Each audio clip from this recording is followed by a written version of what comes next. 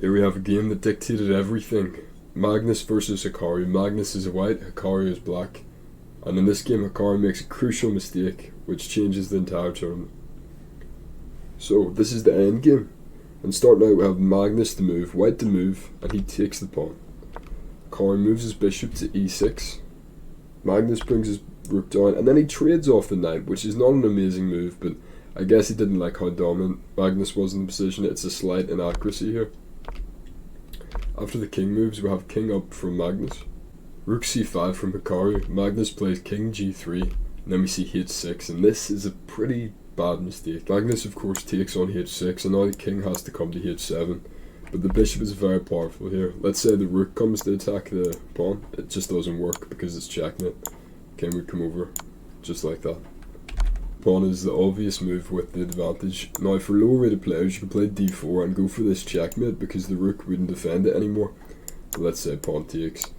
It's just a beautiful mating that the Magnus has set up. The game itself, we see king to h7, Magnus defends his pawn, bishop g7, and then we see Hikaru play g5, which is a good move. It gets his king out of the danger and he's no longer in threat of a checkmate. He could have played maybe rook to b8, going for this check and threatening promotion, or even rook to b6, attacking the bishop before he pushes his pawn. But he pushes e4 straight away.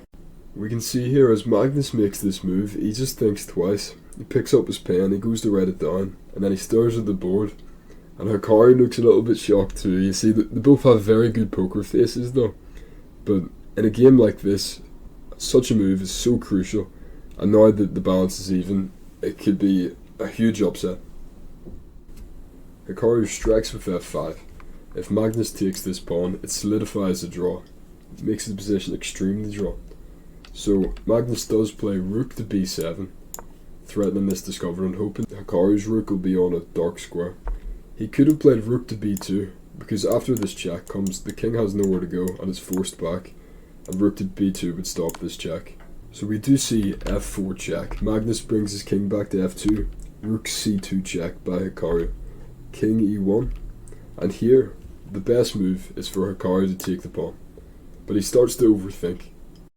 Both players later admitted that taking the pawn was a blind spot for them, and instead Hikaru plays bishop to a2.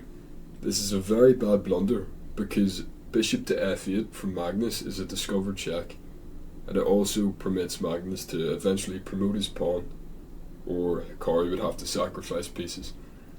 Pretty much the game is over, and you see here Magnus is shocked. He sort of looks up at Hikaru, he's like, "What are you doing, man? Come on."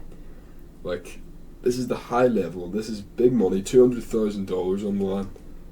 And Magnus does not like to win like this. I'm sure Hikaru is kicking himself also.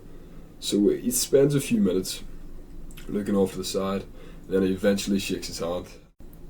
I did cut down the video, but Hikaru spent some time, maybe 3-4 minutes, just pondering the mistake he made. He knows he's lost, he's just in disbelief, and it's very psychologically hard to come to terms with a mistake like that.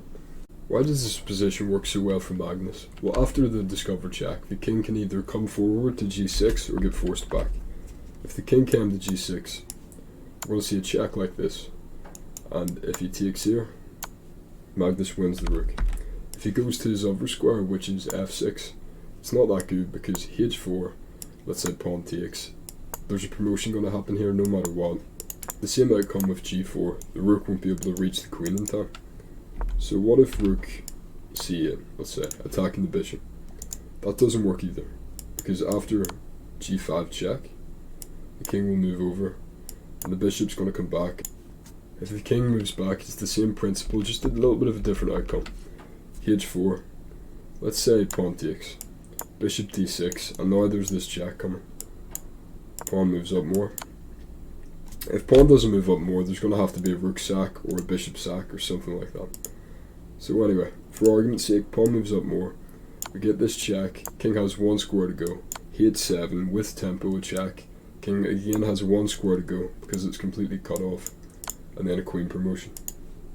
Here's the final day between Magnus and Hikaru. This time, Hikaru is white and Magnus is black. So far, this game had been played at 98% accuracy from both sides, and it's a rook and pawn endgame, so you can expect a draw from such high level players. The only thing is you're not allowed to offer a draw until move 40 in this tournament. So rook b3 by Hikaru on move 40, and he offered a draw. Magnus accepts it. I was shocked to find out Magnus was actually sick during this tournament, but he came out on top and he won the title of the Paris Freestyle Chess Grand Slam 2025. Let me know if you like these types of highlight videos, and as always, stay safe. I hope you're all well. Thanks for watching. See you in the next one.